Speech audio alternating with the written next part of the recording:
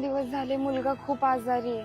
त्याला दवाखान्यात नेलं तरी काही त्याचा ताप उतरत नाहीये आणि तो काही वेगळं असं काही खात पण नाही. त्यासाठी दूध हवं होतं. दूध हवं होतं होय. अगं असू दे, तुझं पोरग काय आणि माझं काय पोरे, काय आपल्याला काय, हे बघ परमेश्वराच्या कृपेनं चांगलं आहे आपलं. पोरा बाळासाठी आपण कधी नाहीच म्हणत नाही कोणाला. कर कर कर, ठीक आहे. एक मिनिट.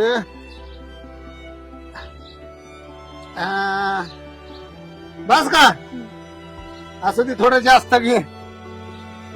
लेकरा बाळांचं चांगलं असावं, आपल्या मागे त्यांचं चांगलं, तेव्हा आपल्याला बी कुठेतरी फायदा होतो.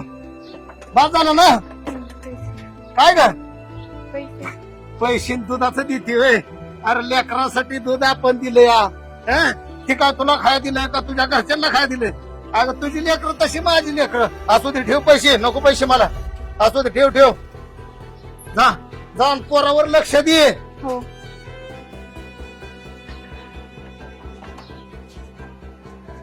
महानंदाची वेडी माया देवासाठी ते. भाऊ भाऊ भाऊ थांबा ना. हो हो हो.